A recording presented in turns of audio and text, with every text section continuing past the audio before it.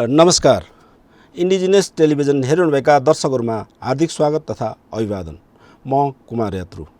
Indigenous टेलिभिजनबाट हरेक दिन प्रसारण हुने जनसवाल कार्यक्रममा आज पनि हामी उपस्थित भइसकेका छौँ। यस कार्यक्रममा हामी सामाजिक विषय, आर्थिक विषय र समसामयिक राजनीतिक विषयमा हामी छलफल र बहस गर्दै आइरहेका छौँ र पछिल्लो समयमा कोरोना भाइरसको सङ्क्रमणको सन्दर्भ पारेर हामीले कोभिड-19 विशेष कार्यक्रम पनि प्रस्तुत गरिरहेका छौँ। एक क्रममा आज पनि अलिक फरक प्रसङ्ग र फरक विषयका साथ उपस्थित भइसकेका छौँ। खास गरिकन हामी हरेक आइतबार मिडिया र का सन्दर्भमा हामी छलफल र बहस गर्ने गर्दछौँ। यस सन्दर्भमा मातृभाषा र मातृभाषाको मिडिया, मातृभाषाको सञ्चार माध्यमको विषयमा आज हामी छलफल गर्नेछौँ र यस क्रममा पनि खास गरिकन रेडियो प्रसारणमा मातृभाषाको प्रयोग र यसको अभ्यास, यसका चुनौतीहरूको विषयमा छलफल गर्नेछौँ। हामीसँग आजको छलफलमा हुनुहुन्छ भाषा आयोगका उपसचिव डाक्टर लोकबहादुर लोप्चन। म उहाँलाई हार्दिक स्वागत गर्न चाहन्छु। यसै गरिकन आज हामीसँग हुनुहुन्छ रेडियो ब्रोडकास्टर फोरम, रेडियो प्रसारक मञ्चका अध्यक्ष आरके श्रेष्ठ। उहाँलाई पनि म हार्दिक स्वागत गर्न चाहन्छु। यसै गरिकन सामुदायिक रेडियो प्रसारक सङ्घ अकुराबको आदिवासी विभागका उपाध्यक्ष हुनुहुन्छ अर्जुन राई।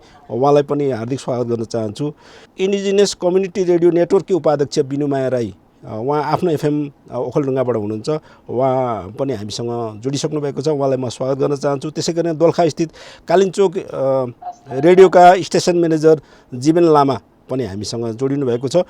रेडियोको सन्दर्भमा रेडियोहरूले यहाँहरू विभिन्न रेडियोमा अर्थात् संस्थागत भएर अर्थात् बेग्ला बेग्लै आफ्ना अनुभवहरू प्रस्तुत गरिरहनु भएको छ। रेडियोले सूचना, शिक्षा र मनोरञ्जनका कार्यक्रमहरू दिइरहनु भएको छ। समुदायमा सचेतना कार्यक्रमहरू पनि दिइरहनु भएको छ।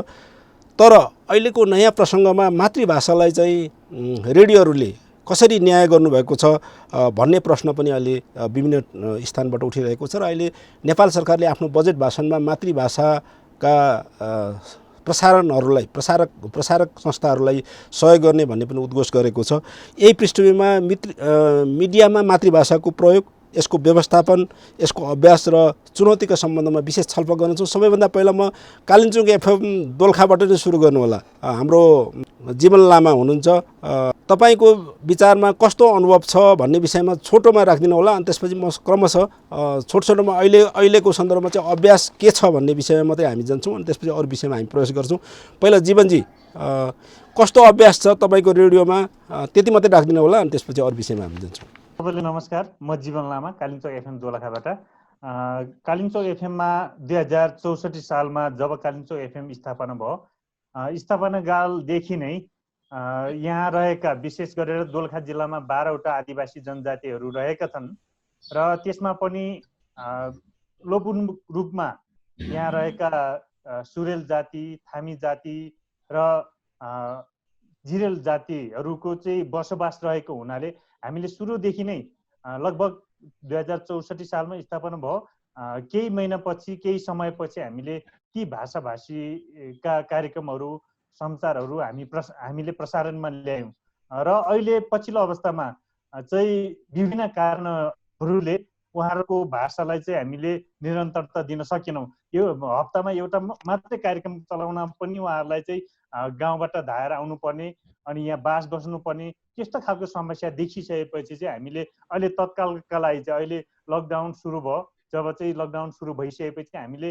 अहिले विशेष गरेर 3वटा भाषालाई मात्र प्राथमिकतामा अथवा प्रसारणमा ल्याउन सकेका छौँ, जसमध्ये तामाङ भाषा, थामी र शेर्पा भाषालाई मात्रै अहिले हामीले समाचार र कार्यक्रमको रूपमा चाहिँ प्रयोग गरिरहेछौँ र उहाँहरूले चाहिँ सदरमुकाम चरीकोटमै रहेर चाहिँ आफ्ना कार्यक्रमहरू प्रसारण गर्नुहुन्छ भने थामी भाषाको कार्यक्रम, थामी भाषाको समाचार चाहिँ लगभग 1.5 घन्टा चाहिँ उहाँले आफ्नो घरबाट हिँडेर पनि अहिले चाहिँ कार्यक्रम आफ्ना समाचारहरू बेलुका 4 बजी समाचार भनिराख्नु भएको छ। हामीले उहाँलाई चाहिँ यो लकडाउनको बेलामा चाहिँ हिँडेर नआउनुहोस्, तपाईँलाई गाह्रो हुन्छ अथवा तपाईँलाई समस्या होला भनेर हामीले भनिरहँदाखेरि उहाँ भन्नुहुन्छ कि हामी तामाङ भाषाको, शेर्पा भाषाको समाचार जान्छ, तर मेरो भाषाका पनि आफ्नै खालका श्रोता छन्, त्यही कारणले म पनि जसरी पनि मेरो समाचार चाहिँ म प्रसारण गर्छु भनेर उहाँले त्यसरी चाहिँ समाचार प्रसारण गरिरहेको अहिले अवस्था छ। हुन्छ धन्यवाद जीवनजी। म अकुराबको हाम्रो जीवन के अरे अर्जुन राई कहाँ जान चाहन्छु। अकुराब भनेको चाहिँ सामुदायिक रेडियोहरूको प्रसारक सङ्घ हो। यो चाहिँ देशभरिका सामुदायिक रेडियोहरूको छाता सङ्गठन हो र यहाँ रेडियोमा पनि हुनुहुन्छ र रेडियोको नेतृत्वमा पनि संस्थाको नेतृत्वमा पनि अहिले हुनुहुन्छ। आदिवासी विभाग पनि त्यहाँ खोलिएको छ। अब भाषाको मात्रै हामी केन्द्रित भएर कुरा गर्दाखेरि सामुदायिक रेडियोहरूले भाषाको कार्यक्रमहरू कसरी के कुन कुन अर्थात् कसरी प्रस्तुत गरिरहेका छन्, छोटोमा तपाईँले आफ्नो कुरा राखिदिनु होला हुनेछ। धन्यवाद कुमारजी। यहाँहरू सबैलाई नमस्कार। सामुदायिक रेडियो प्रसारक सङ्घ भनेको चाहिँ देशैभरिका 370वटा भन्दा बढी रेडियोहरूको छाता सङ्गठन हो। यसले आफ्नो स्थापना कालदेखि नै सामुदायिक रेडियोहरूको माध्यमबाट समुदायको परिवर्तनको निम्ति, समुदायको विकासको निम्ति, समुदायको समृद्धिको निम्ति आफूले सक्ने भूमिका निर्वाह गर्नुपर्दछ भन्ने मुख्य उद्देश्य र भावना बोकेर यो सामुदायिक रेडियो प्रसारक सङ्घ स्थापना भएको हो। समुदाय भन्ने बित्तिकै हामी भूगोल र त्यो भूगोलभित्र बस्ने मानिसहरू, उनीहरूका संस्कृतिका कुरा, उनीहरूका भाषाका कुरा, उनीहरूका आफ्ना चाहिँ विशेषताका कुरा, उनीहरूका आफ्नो इतिहासका कुरा, उनीहरूका आफ्ना रहनसहनका कुरा स्वत जान्छ नै। र आदिवासी जनजातिहरू, अन्य समुदायहरू र गैर आदिवासी जनसमुदायहरू सबै एकमुष्ट रूपमा समुदायमा पर्दछन् र ती समुदायको परिवर्तनको निम्ति हामीले सामुदायिक रेडियोहरू मार्फत केही न केही भूमिका निर्वाह गर्नुपर्दछ भन्ने हाम्रो चाहिँ अटुट छ, उद्देश्य छ, कार्यक्रम छ। सोही अनुरूप हामीले देशैभरिका रेडियोहरूबाट आदिवासी जनजाति जोसँग आफ्ना छुट्टै भाषा छन्, ती भाषाहरूको माध्यमबाट यी समुदायहरूमा सचेतना चाहिँ जगाउने, उनीहरूको भाषा र संस्कृतिलाई संरक्षण गर्ने र उनीहरूको भाषा र संस्कृति अन्य समुदायसम्म परिचित गराउने कामको सानो भूमिका तर महत्त्वपूर्ण भूमिका सामुदायिक रेडियोले खेल्दै आइरहेको छ। तर सामुदायिक रेडियोहरू यो सन्दर्भमा सहयोगी भूमिकामा मात्रै रहन्छ। मुख्य कुरा त राज्यले लिने नीति, राज्यले बनाउने कार्यक्रम, राज्यले तपाईँको चाहिने के अरे पहल कदमी चाहिँ महत्त्वपूर्ण कुरा हुन आउँछ। सामुदायिक रेडियोले सहयोगी भूमिका निर्वाह गरिरहेको छ र हामीले सामुदायिक रेडियो प्रसारक सङ्घ अकुराबले चाहिँ आदिवासी जनजातिको चाहिँ विकास र उनीहरूको समृद्धिको निम्ति, समुदायको विकास र समृद्धिको निम्ति राज्यका विभिन्न तह र तबकामा, खास गरी सरकार र सरकार सम्बद्ध निकायहरूमा हामीले लबिङ एन्ड एडभोकेसी गरिरहेको सन्दर्भ हो अहिलेको सन्दर्भमा। र हामीले सामुदायिक रेडियोहरू सबै देशैभरिका सामुदायिक रेडियोहरूलाई के आह्वान गरेका छौँ, अनुरोध गरेका छौँ, एक हिसाबले निर्देशनै गरेका छौँ भन्दाखेरि स्थानीय हिसाबले जहाँ जो जस्ता समुदायहरू छन् र उनीहरूको भाषा छन्, उनीहरूको भाषाको माध्यमबाट कार्यक्रम समाचारहरू कम्तीमा पनि बजाउनको निम्ति, उत्पादन गर्नको निम्ति, प्रसारण गर्नको निम्ति हामीले अनुरोध गरिरहेका छौँ र देशैभरिका सामुदायिक रेडियोले त्यो भूमिका खेलिरहेको छ। धन्यवाद अर्जुनजी। म अब आरके श्रेष्ठका जान चाहन्छु। आरके श्रेष्ठ चाहिँ रेडियो ब्रोडकास्टर फोरमका अध्यक्ष हुनुहुन्छ। अहिले तपाईँको मञ्चमा आबद्ध, तपाईँको फोरममा आबद्ध रेडियोहरूले चाहिँ मातृभाषाको कार्यक्रमहरू कसरी प्राथमिकता दिइरहेका छन्, त्यो बारेमा छोटोमा भनिदिनु होला। सर्वप्रथम कुमारजी यहाँलाई धन्यवाद कार्यक्रममा सहभागिताको लागि निमन्त्रणा दिनुभयो। साथै यहाँ उपस्थित आजको यो जुन परिस्थिति छ त्यो परिस्थितिलाई समयानुकूल जुन किसिमको तपाईँलाई मिटिङ एरेन्ज गर्नुभएको छ, टक सोको एरेन्ज गर्नुभएको छ र टक सोमा रहनुभएका सम्पूर्णमा मेरो अभिवादन र जोजलोका। जस्तै आरबिएफको कुरा गर्दा निजी स्टोरबाट सञ्चालित रेडियोहरूको एउटा छाटा सङ्गठन हो र यसले भन्नुपर्दा कस्तो भनेको काठमाडौँ उपत्यकामै रहेको हुनाले हामीले विशेष गरेर जस्तै मेरो करिब 24-25 वर्षको यो रेडियोको यात्राको कुरा गर्ने हो भने हामीले जुन बेला बेलुका 11:20 देखि 12 बजेसम्म नेवारी भाषाको प्रोग्राम चलायौँ, भाषाको महत्त्व यति हुँदो रहेछ भन्ने कुरा हामीले पनि सिक्दै गएको अवस्था थियो। र आजको दिनमा एउटा स्ट्याब्लिस चाहिँ के भयो भन्दाखेरि काठमाडौँ उपत्यकामा यदि रेडियो सञ्चालन गर्ने हो भने यहाँको स्थानीय भाषा, चाहे नेवारी भाषा होस्, जसलाई नेपाल भाषा पनि भन्छौँ हामी, चाहे तामाङ भाषा होस्, चाहे अन्य कुनै भाषा किन नहोस्, यो समुदायलाई यदि रेडियो अथवा सञ्चार माध्यमको नजिक ल्याउने हो भने त्यो भावनासँग खेल्नुपर्छ भने यो किसिमको ट्रेनको डेभलप भयो भन्ने किसिमको विश्वासमा हामी छौँ। किन जुन स्थानीय कस्तो भन्दाखेरि तपाईँको अब एफएमकै कुरा गर्नुपर्दा एफएम भनेको लोकल मिडिया हो, यो नेसनल मिडिया होइन।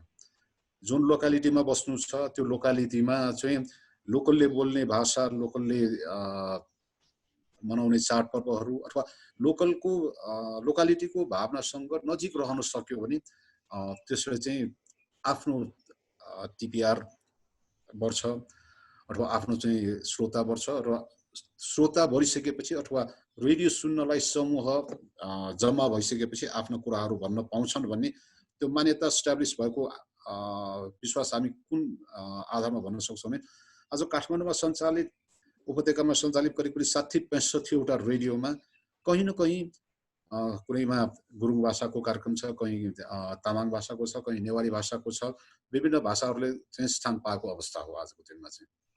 हजुर, भाषालाई मातृभाषालाई यहाँले उपत्यकाका निजी एफएमहरूले पनि प्राथमिकता दिइरहेको छन् भन्ने कुरा राख्नुभयो। म बिनुमाया राई कहाँ जान चाहन्छु। आफ्नो एफएम ओखलढुङ्गाबाट जोडिनु भएको छ। उहाँ चाहिँ आदिवासी इन्डिजिनस कम्युनिटी रेडियो नेटवर्ककै उपाध्यक्ष हुनुहुँदो रहेछ। इन्डिजिनस कम्युनिटी रेडियो नेटवर्क नै गठन गरेर यहाँहरूले चाहिँ तपाईँको नेटवर्कमा आबद्धहरूले मातृभाषाको प्रवर्धनको लागि, मातृभाषाको कार्यक्रमको लागि कस्ता खालको कार्यक्रम गरिरहनु भएको छ, अर्थात् नेटवर्क किन गठन भएको हो, त्यो बारेमा छोटोमा भनिदिनु होला। सर्वप्रथम कुमारजी यहाँलाई धन्यवाद कार्यक्रममा सहभागिता को लागि निमन्त्रणा दिनुभयो। साथै यहाँ उपस्थित आजको यो जुन परिस्थिति छ त्यो परिस्थितिलाई समयानुकूल जुन किसिमको तपाईँले मिटिङ एरेन्ज गर्नुभएको छ, टक सोको एरेन्ज गर्नुभएको छ र टक सोमा रहनुभएका सम्पूर्णमा मेरो अभिवादन र जोजलोपा। जस्तै आरबिएफको कुरा गर्दा निजी स्टोरबाट सञ्चालित रेडियोहरूको एउटा छाटा संगठन हो र यसले भन्नुपर्दा कस्तो भने काठमाडौँ उपत्यकामै रहेको हुनाले हामीले विशेष गरेर जस्तै मेरो करिब 24-25 वर्षको यो रेडियोको यात्राको कुरा गर्ने हो भने हामीले जुन बेला बेलुका 11:20 देखि 12 बजेसम्म नेवारी भाषाको प्रोग्राम चलायौँ, भाषाको महत्त्व यति हुँदो रहेछ भन्ने कुरा हामीले पनि सिक्दै गएको अवस्था थियो।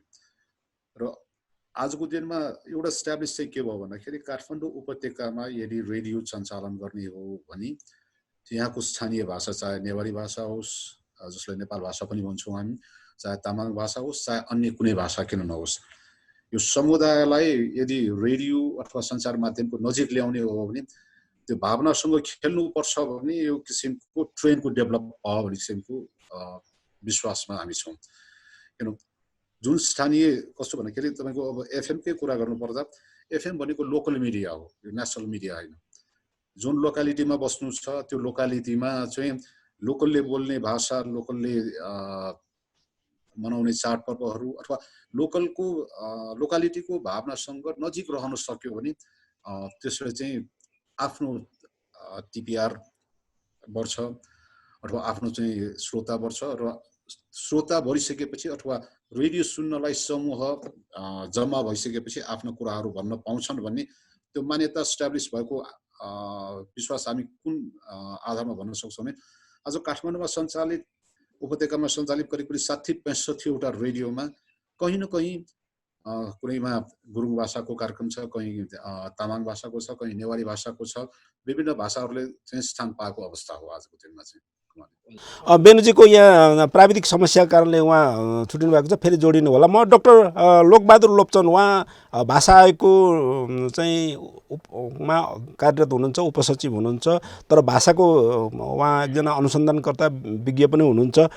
यो दृष्टिकोणले अब मैले सोध्नै पर्ने हुन्छ, अब भाषा आयोगले चाहिँ काम गर्दाखेरि शिक्षामा भाषा अर्थात् बोली सरकारी कामकाजमा भाषाको मात्रै कुरा गरी बन्छ कि मिडियामा भाषा पनि चासो र सरोकार लिन्छ? मेरो प्रश्न यो छ। धन्यवाद कुमारजी, अनि सम्पूर्ण उपस्थित साथीहरूलाई र श्रोताहरूलाई पनि धन्यवाद। भाषा आयोगलाई 4वटा काम दिएको मध्ये एउटा काम चाहिँ सरकारी कामकाजको भाषा हो। यहाँले भने जस्तै सरकारी कामकाजको भाषा भन्ने बित्तिकै त्यो शिक्षा सञ्चार सबै क्षेत्र त्यसले समेट्छ। भाषा आयोगले अहिले गरेको सन्दर्भलाई जोड्नुपर्छ होला। हामीले सञ्चारसँग यो वर्ष के कार्यक्रमहरू थियो, मिडिया हाउसहरूसँग, रेडियोसँग, त्यस्तै गरी छापा मिडियासँग, अर्को भिजुअल मिडियासँग छलफल गर्ने कुरा थियो र कसरी हाम्रो सहकारी हुनसक्छ एउटा कुरा त्यसरी लाने भनेर कार्यक्रम तय भएको थियो। दुर्भाग्यवश कोरोनाले त्यो हुन सकेन। यद्यपि भाषा आयोगको सिफारिसमा सञ्चार माध्यमका लागि नेपाल सरकारको तर्फबाट, राज्यको तर्फबाट त्यो आयोग रह्यो। यता सरकारी निकाय, एक्जिक्युटिभ निकायहरूबाट जसरी शिक्षामा पठन पाठनको व्यवस्था हुने कलेजहरूमा हुनुपर्छ भनेर सिफारिस गर्यो, त्यस्तै सञ्चारहरूले पनि आफ्नो सरकारको लगानी गरेर त्यसलाई समावेशी बनाउनु पर्ने, सम्बोधन गर्नुपर्ने, बहुभाषिक के अरे जुन पत्रकारिता अथवा सञ्चार माध्यमको जुन अवधारणा छ त्यसलाई पुरा गर्नुपर्ने भनेर सिफारिस गरेको छ र केही अध्ययन पनि गरेका छौँ हामीले। दुईवटा चाहिँ वास्तवमै सञ्चार माध्यमको प्रभावले भाषा कतिको स्थानान्तरण भएको छ, कतिको असर परेको छ त। जस्तो अहिले चाहिँ विशेषतः नेपाली, अङ्ग्रेजी लगायत हिन्दी केही भाषाहरूको वर्चस्व रहेको जस्तो देखिन्छ नेपालको सन्दर्भमा। भाषा आयोगको कन्सेप्ट पनि, गठनको कन्सेप्ट पनि थप नेपालका 129 भाषाहरू अथवा अरू बढी पनि हुन सक्छन्। ती भाषाहरूलाई यो मूलधारको जुन संस्थाहरू छ त्यसमा सरकारी कामकाजमा कसरी ल्याउने भन्ने त्यसको मूल ध्येय हो गठनको। त्यसैले त्यो क्रममा अध्ययनको क्रम छ। तर सञ्चार क्षेत्रमा गरिएको दुईटा अध्ययनबाट भाषा जुन भाषिक दृष्टिले मातृभाषाको जुन रूपमा सञ्चार क्षेत्रमा समावेशिता हुनुपर्ने, प्रयोग हुनुपर्ने र त्योबाट सरकारी सेवा, हाम्रो नेपाल सरकारको सेवा प्रदान हुनुपर्ने, त्यो चाहिँ औसतमा र आनुपातिक प्रतिशतको हिसाबले समावेशी देखिएको छैन र केही भाषाहरूको एक खालको हेजेमनी भन्ने गर्छ त्यसलाई। केही भाषाहरूको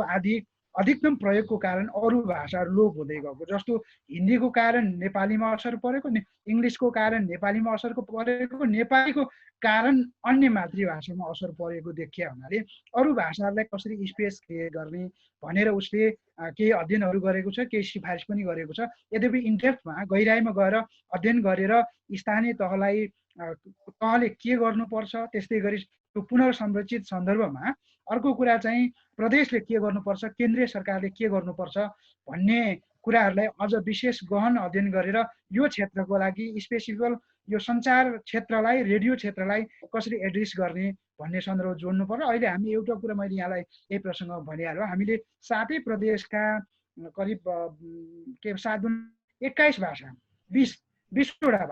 20वटा भाषामा हामी भाषिक सन्देश, त्यसलाई जिङ्गल पनि भन्ने गर्छ इङ्ग्लिसमा, त्यो तयार गरिरहेका छौँ। जुन चाहिँ जस्तो मध्यमाञ्चल भन्नुहुन्छ भने नेवार र तामाङलाई राखेका छौँ अहिले। त्यो चाहिँ भोलि सरकारी कामकाजको प्रयोजनमा आउन सक्ने र भोलि भाषा आयोगले जनसङ्ख्याको हिसाबले र भाषिक वक्ताको हिसाबले त्यो ऐतिहासिक भूगोलको दृष्टिले पनि राज्यले पहिलोचोटि त्यसलाई प्राथमिकता दिँदै अनि न्यून स्तरको भाषा पनि हामीले राउटे, कुसुन्डा, दुरासम्म पनि जिङ्गल बनाइरहेका छौँ अथवा भाषिक सन्देश बनाइरहेका छौँ। र यस सन्दर्भमा यहाँले जुन उठान गर्नुभयो, साथीहरूले राख्नुभयो, चुनौतीका बिचमा पनि व्यक्तिगत रूपमा सङ्घ संस्थाको तर्फबाट काम भएको छ, राज्यको तर्फबाट र भाषा आयोगको तर्फबाट र समग्र सबै संस्थाको सामूहिक प्रयासबाट केही ठोस निर्णय गरेर एकीकृत रूपमा एउटा अम्ब्रेला जुन थ्योरीबाट अगाडि जानुपर्ने देखिया छ।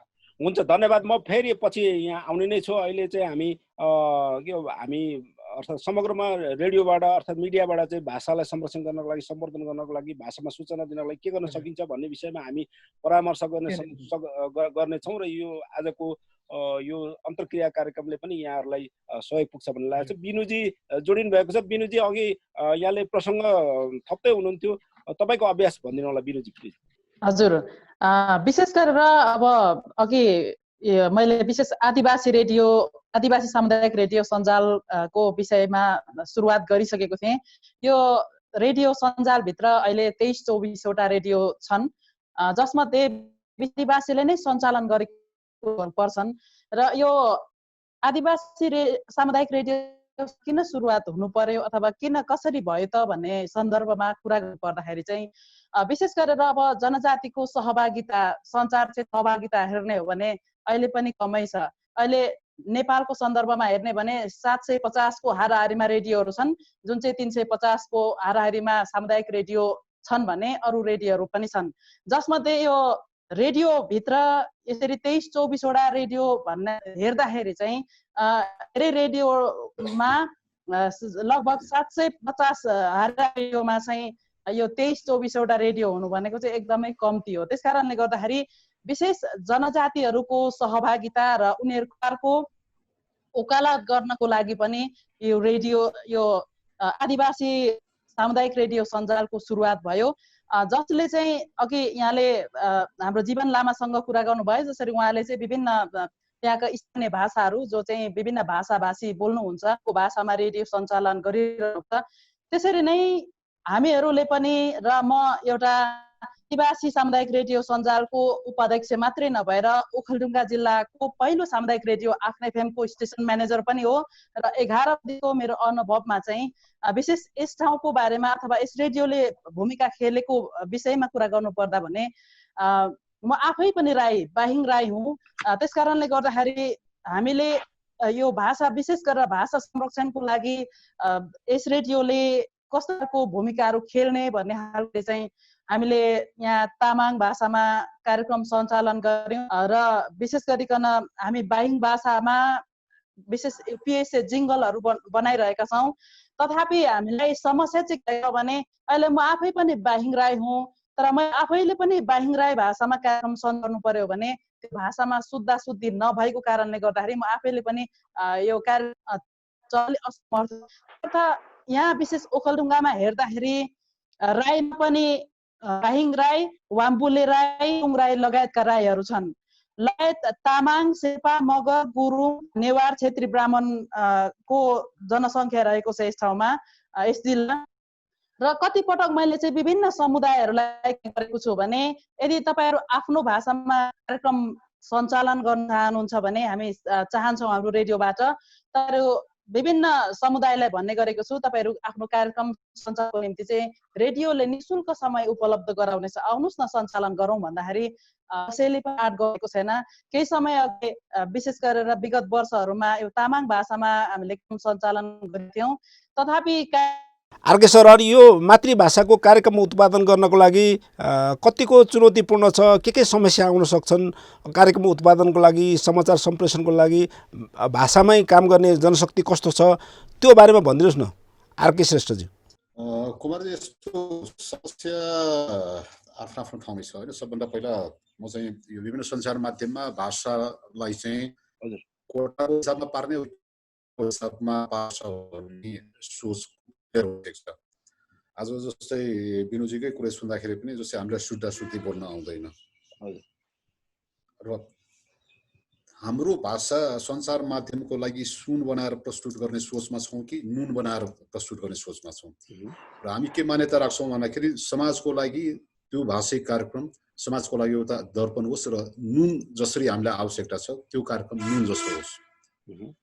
हामीलाई चाहिँ राज्यले हेर्नुपर्छ, फलानुले हेर्नुपर्छ, यो भन्नुभन्दा पनि हाम्रो आवश्यकताको महसुस गराउने हो।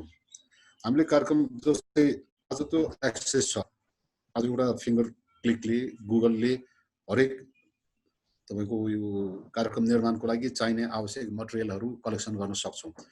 जुन बेला हामीले सुरु गर्यौँ 2052-53 सालमा सुरु गर्दाखेरि हामीलाई एउटा कार्यक्रमको लागि मटेरियल कलेक्सन गर्नलाई 1 हप्ता लाग्थ्यो। त्यो बेला समस्या थियो। तर त्यो बेलादेखि गर्दै आउँदाखेरि समाजलाई चाहिने आवश्यकता हामीले पस्किन नसकेको हो, अथवा एउटा कार्यनीति बनाएर अगाडि बढ्न नसकेको हो, अथवा हामीले चासो त्यो भएर जस्तै अब आफूले एक्सपेक्ट गरे अनुसार मार्केटको सृजना गर्न नसक्नु त्यो एउटा चुनौती जस्तो लाग्छ। आज मटेरियल कार्यक्रम निर्माणको लागि जसरी नेपाली भाषा भन्नुहोस्, अङ्ग्रेजी भाषा भन्नुहोस्, मातृभाषाको बनाउँदाखेरि यदि साँच्चै त्यो समुदायको मान्छे हो भने म नेवार, म श्रेष्ठ हुँ त्यसर्थ म नेवारी भाषा बोल्छु त्यसर्थ म नेवार भनेर यदि मैले आफ्नो पहिचान देखाउन खोज्यो भने त्यो गलत हुन सक्छ। मेरो व्यक्तिगत धारणा भावना हुनुपर्छ, चाहे त्यो नेवार समुदाय, नेवार भाषा, नेवार संस्कृतिप्रति अलिअलि सचेत भएको गैर नेवार पनि हुनसक्छ है। त्यो किसिमको सोच बनाउन आवश्यक छ। जस्तै कार्यक्रम निर्माणको रूपमा जस्तै बिनुजीले कुरा गर्दै हुनुहुन्छ, उहाँले काट्नुभयो, काठमाडौँ उपत्यकामा आजभन्दा तपाईँको 24 वर्ष अगाडिदेखि हामीले नेवारी भाषाको लागि गऱ्यौँ, तामाङ भाषाको लागि गऱ्यौँ, गुरुङ भाषाको लागि। सर्वप्रथम त हामीले म एक नेवार भएको हुनाले व्यक्तिगत रूपमा निजी रूपमा मैले आफ्नो खल्टीबाट रेडियो नेपालमा समय किनेर चलाउँदै गर्दाखेरि मेरो मातृभाषाको रक्षा गर्नुपर्छ भने त्यो भावना ममा आयो। त्यो भावनालाई कति जेलसम्म अगाडि बढाउने हो त? आजको दिनमा जस्तै हामीले भाषा आयोगको कुरा गर्दै गर्दाखेरि सरकारले हेरेको खोइ सरकारले हेरिएको छैन र त्यो मान्यतामा पनि हामी अगाडि बढ्नु हुने कि सरकारले हेर्छ किन सरकारको एक अङ्ग हामी पनि हौँ त्यो मान्यता राख्नुपर्छ। त्यही सोचका अनुसार आजभन्दा हामीले 18-19 वर्ष अगाडि इभन काठमाडौँमा बिनुजीले खोटाङमा गर्नुभयो, काठमाडौँमा हामीले म टाइम्स एफएमसँग सरोकार राख्ने व्यक्ति भएको हुनाले मैले टाइम्स एफएममा आफ्नो भाषा रक्षा गर्नुहोस् भनेर हामी खुल्ला रूपमा आह्वान गरेका थियौँ। हप्ताको आधी घण्टा प्रोग्राम हामीले हरेक भाषालाई दिएका थियौँ। त्यो बेला हामीले खुल्ला रूपमा आह्वान गर्दाखेरि पनि तपाईँलाई सिधै भन्दा राई भाषाको लागि आयो, राई आयो खा भन्ने एउटा संस्था आएको थियो। त्यो बेला जहाँसम्म लाग्छ सरोज आयो, त्यसपछि तामाङ भाषाको लागि दिपेन्द्र डोङ आउनु भएको थियो, त्यसपछि विभिन्न भाषाभाषीका आउनु भएको थियो। तर उहाँले निरन्तरता यो अर्थमा दिनु भएन कि जस्तै मैले एउटा एफएमले कार्यक्रमको लागि समय उपलब्ध गराएँ, तर त्यो कार्यक्रम सञ्चालन गर्न आउनलाई उहाँहरूको माग के थियो भने विभिन्न संस्था छ, हाम्रो भाषा भाषिक रूपमा संस्थाहरूले हामीले चिया खान एउटा सामान्य बजेटको पनि व्यवस्था गरिदिएन। हामी यहाँ आउनुपर्छ, गाडीको भाडा लाग्छ, बाइकमा आउँदाखेरि फ्युलको भाडा लाग्छ, चिया खानलाई खर्च छैन, गाडीमा आउने खर्च छैन। कतिले चाहिँ हामीले यो भाषा भनेर बस्ने हो। सम्बन्धित निकाय सरकार मात्र होइन, समुदाय पनि हो। त्यो समुदायलाई चाहिँ सही रूपमा एड्रेस गर्न नसकेको किसिमको उहाँहरूको गुनासो भएको हुनाले पछिल्लो समयमा साँच्चै भन्यो भने अन्य भाषाहरूको चाहिँ रहेन। अब काठमाडौँमा तपाईँको के छ भने विशेष गरेर हामीले ध्यान दिएको भनेको नेवारी भाषा र तामाङ भाषा, जुन भाषा आयोगले पनि प्रिफरेन्समा राख्नु भएको छ। यो कार्यक्रम बनाउनलाई कुनै पनि तपाईँको के छ भन्दाखेरि समस्या म चाहिँ देख्दिनँ है कार्यक्रम निर्माण गर्नको लागि। र नेपाली भाषाको जति महत्त्व छ जहाँसम्म लाग्छ अन्य भाषाको पनि त्यत्तिकै महत्त्व छ। तपाईँलाई उदाहरण दिउँ, आज त्रिभुवन विश्वविद्यालयमा नेपालको हिस्ट्री पढ्न आउनुको लागि त्रिभुवन विश्वविद्यालयमा नेवारी भाषा सिक्न जान्छन्, नेवारी लिपि सिक्छन्। किन भन्दाखेरि त्यो हिजोको इतिहास खोतल्नको लागि नेवारी लिपि जान्नै पर्छ, नेवारी भाषा जान्नै पर्छ भने जुन किसिमको बाध्यता थियो। हामीले सञ्चार माध्यमले के छ भने सञ्चार माध्यमले स्थान दिनुपर्छ होइन, हाम्रो भाषा किन आवश्यकता छ र भाषा सिक्दै गर्दाखेरि सिकाउँदै गर्दाखेरि त्यसको भविष्य के हो त, त्यो सिकेर चाहिँ कहाँ गएर त्यसलाई प्रयोग गर्न जाने, त्यो प्रयोग गर्ने प्लेटफर्म बनाइदिने सरकारको दायित्व हुन्छ। अर्कै महत्त्वपूर्ण कुरा गर्नुभएको छ। समुदायले पनि यसको अपनत्व लिनुपर्छ र यसको मार्केटिङ, यसको चाहिँ लगानीको सन्दर्भमा पनि हामीले कुरा गर्नुपर्छ, सरकारको सहयोग पनि हुन्छ भन्ने आएको छ। अहिले म जीवन लामाका जाउँ, के अरे जीवन लामाजीलाई यही प्रश्न यही सन्दर्भ राखौँ अनि त्यसपछि अर्जुन सरकार गएर यो प्रसङ्गलाई चाहिँ टुङ्ग्याउँछु। हजुर जीवनजी, तपाईँको अब भाषाको कार्यक्रमहरू त केही रहेछ होइन, त्यसको चुनौतीको बारेमा छोटोमा राख्दिनु होला। म अर्जुन सरकार जान्छु। सुरुमा हामीलाई रेडियो जब सुरु गरेका थियौँ त्यतिखेर सबै भाषाभाषीका चाहिँ उहाँले भोलिन्टियर रूपमा पनि हामी आफ्नो भाषाको कार्यक्रम, आफ्नो भाषाको सञ्चार गर्ने भनेर चाहिँ आफ्नो भएको थियो। तर पछिल्लो अवस्थामा चाहिँ कस्तो हुँदो रहेछ भने अब फुल टाइमरको रूपमा यदि कर्मचारी नहुने हो भने चाहिँ सजिलो हुने रहेछ। तर पार्ट टाइमरको रूपमा चाहिँ 15 मिनट आधी घन्टाको कार्यक्रम गर्दाखेरि चाहिँ उहाँहरूलाई गाह्रो हुँदो रहेछ। हप्तामा एकपटक चाहिँ कार्यक्रमको लागि आउनुपर्ने, अनि दिने पछि चाहिँ 10 मिनट 15 मिनटको चाहिँ सञ्चारको लागि आउँदाखेरि चाहिँ उहाँहरूलाई चाहिँ अब यदि पढ्ने विद्यार्थी रहेछ भने पनि उहाँहरूले चाहिँ अब समय मिलाउन गाह्रो हुने। अब कर्मचारी नै कर्मचारीकै रूपमा चाहिँ कार्यरत त्यस्ता खालका मान्छेलाई पनि ल्याउँदाखेरि हामीलाई गाह्रो हुने भयो। अहिले चाहिँ हामीले चाहिँ ल न त तपाईँहरू रेडियोमा आधी घन्टा होइन 1-1 घन्टाको लागि कार्यक्रम गर्नुहोस्, अथवा 1.5 घन्टाको लागि तपाईँहरू कार्यक्रम गर्नुहोस्, साप्ताहिक होइन तपाईँहरूले दैनिक रूपमा नै कार्यक्रम गर्न सक्नुहुन्छ भनेर हामीले उहाँहरूलाई प्रस्ताव गर्दाखेरि पनि उहाँहरूलाई चाहिँ कुनैलाई अब हिजोको पुस्तालाईको समय मिलाउन गाह्रो, उहाँहरूलाई अहिलेको चाहिँ पुस्ताका भाइ बहिनीहरूलाई चाहिँ एक त पैसाको अभाव, अर्को चाहिँ उहाँहरूलाई भाषै नआउने। त्यस कारणले पनि हामीले चाहिँ दोलखा जिल्लामा रहेका 12वटा आदिवासी जनजातिहरूको भाषाभाषीका कार्यक्रम, भाषाभाषीका चाहिँ समाचारहरूलाई प्रसारण ल्याउन नसकेका हो। यदि अब उहाँहरूलाई पनि अलिअलि भाषा आउने हो भने मलाई लाग्छ उहाँहरूले समय दिनुहुन्थ्यो होला, उहाँहरूले चाहिँ हामीले भनेको टाइममा चाहिँ उहाँहरूले कार्यक्रम सञ्चार गर्नुहुन्थ्यो होला। तर एउटा त्यो भयो। अर्को चाहिँ मलाई लाग्छ मुख्य गरेर चाहिँ उहाँहरूलाई भाषै नआउने, भाषा भए तापनि अहिले चाहिँ समय दिन नसक्ने भएको हुनाले अथवा हप्तामा आधी घन्टाको समय चाहिँ उहाँहरूलाई पर्याप्त नहुने, अनि दैनिक रूपमा चाहिँ 15 मिनट 20 मिनटको चाहिँ समाचारको लागि चाहिँ उहाँहरूले समय दिन नमिल्ने भएको हुनाले चाहिँ अहिले हामीले पाउन गाह्रो छ। मलाई लाग्छ दोलखा जिल्लामा रहेका 7वटा रेडियो चाहिँ नियमित रूपमा प्रसारण रहेका छन्। ती 7वटा रेडियोमा चाहिँ एउटा दुईवटा भाषाभन्दा बढी कुनै पनि रेडियोले चाहिँ भाषाभाषी कार्यक्रम गर्न सक्ने अवस्था छैन। त्यस कारणले चुनौतीको रूपमा भन्नु पर्दाखेरि यसको समाधान, चुनौती भन्दा पनि यसको समस्याको समाधान चाहिँ मलाई लाग्छ उहाँहरूलाई एउटा फुल टाइमरको रूपमा चाहिँ समय दिनु पर्यो सबै रेडियोहरूले एउटा, र अर्को कुरा चाहिँ उहाँहरूलाई फुल टाइमर कर्मचारीकै रूपमा चाहिँ राख्नु पर्यो। अब कहीँ कतैबाट चाहिँ डाटा आउने हो भने हामी कहाँ पनि चाहिँ यति आदिवासी जनजाति पत्रकारहरू छन् अथवा यी भाषाको चाहिँ भाषाभाषीकै कार्यक्रमहरू समाचारहरू चाहिँ प्रसारण भइरहेका छन् भनेर उहाँहरूले देखाउनको लागि हो भने भन्न सकिन्न, होइन भने चाहिँ ठ्याक्कै भाषाभाषीकै कार्यक्रम भाषाभाषीकै समाचारहरू चाहिँ प्रसारणको लागि चाहिँ अहिले धेरै चुनौतीहरू भोग्नु परेको छ। भने जति सन्तोषजनक खालका चाहिँ अहिले हुन सकेका छैन। हस्, धन्यवाद छ। म अर्जुन सर प्लिज यही प्रसङ्गमा जाउँ। जीवनजीले भन्नुभयो जस्तै यहाँका भाषाहरूलाई विकास, यसको फैलावट गर्नको निम्ति जुन सामुदायिक रेडियोहरूले जुन भूमिका निर्वाह गरिरहेको छ यो वास्तवमै एकदम प्रष्ट साथ भन्नुपर्दाखेरि सरकारको आदिवासी जनजाति सम्बन्धी विकास सम्बन्धी ठोस खालको योजनाहरू नभएको कारणले गर्दाखेरि सरकार भन्नाले माथिको मात्रै होइन, स्थानीय सरकारहरू पनि छन्, अहिले प्रदेश सरकारहरू पनि छन् होइन, र माध्यमहरूलाई भाषा विकासको निम्ति कसरी प्रयोग गर्न सकिन्छ, सञ्चार माध्यमहरूलाई खास गरिकन सामुदायिक रेडियोहरूलाई अन्य सञ्चार माध्यमहरूलाई कसरी उपयोग गर्न सकिन्छ, यिनलाई कसरी चाहिँ के अरे भाषा विकासको निम्ति चाहिँ प्रयोग गरेर जान सकिन्छ भन्ने सन्दर्भमा चाहिँ सरकारको एक खालको अकर्मण्यताको कारणले गर्दाखेरि, सरकारसँग ठोस नीति तथा कार्यक्रम नभएको कारणले गर्दाखेरि र भाषा आदिवासी जनजातिलाई हेर्ने दृष्टिकोणमै पनि काहीँ न काहीँ कतै न कतै खोट जस्तो देखिएको कारणले गर्दाखेरि यो असाध्यै गाह्रो छ। अब दुःख साथ भन्नुपर्छ जीवनजीले चाहिँ प्रसारण गर्न सकिराखेको छैन भनेर।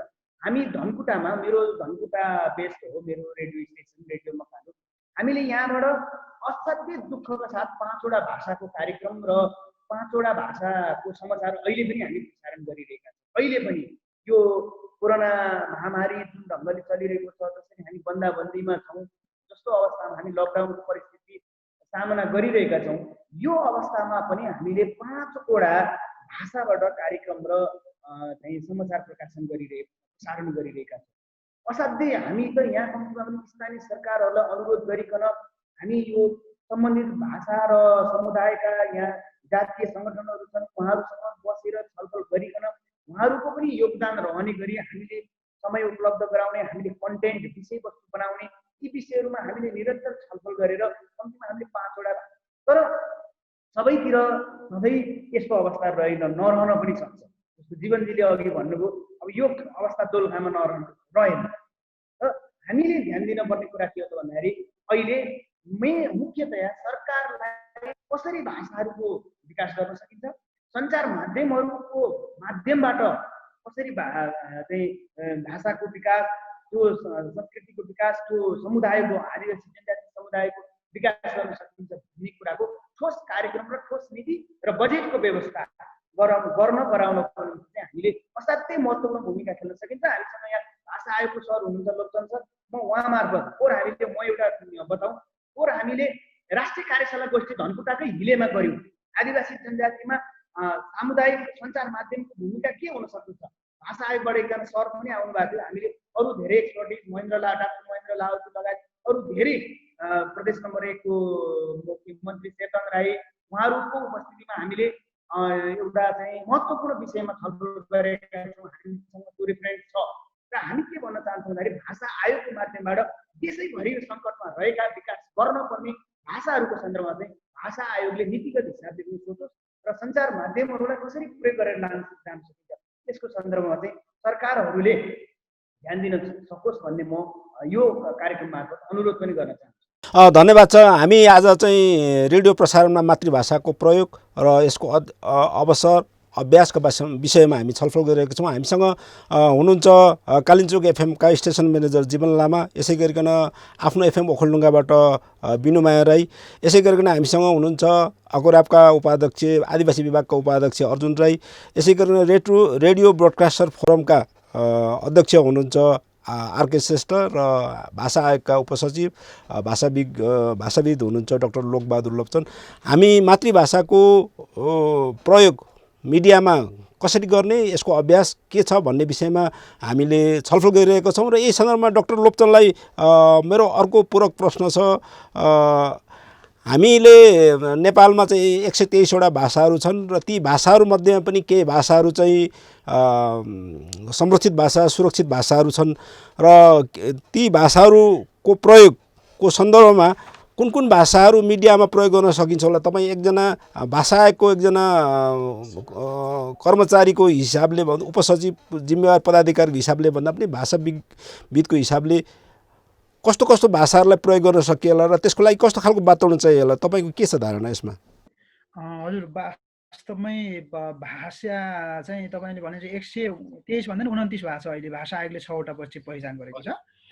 अब स्पेस त सबै भाषालाई दिएन भने भाषा लोप हुन्छ। मूलत कुन कुन भाषालाई प्रयोग गर्ने भन्ने सन्दर्भ चाहिँ प्रदेशगत रूपमा जनसङ्ख्या, वक्ताको हिसाबले, बाहुल्यताको हिसाबले गर्न सकिने र त्यो भाषामा लिखित र मौखिक रूपमा त्यो स्तरको जुन प्रयोग रेडियोमा सञ्चारमा आउन सक्ने लेभल हुनुपर्छ होला सुरुमा।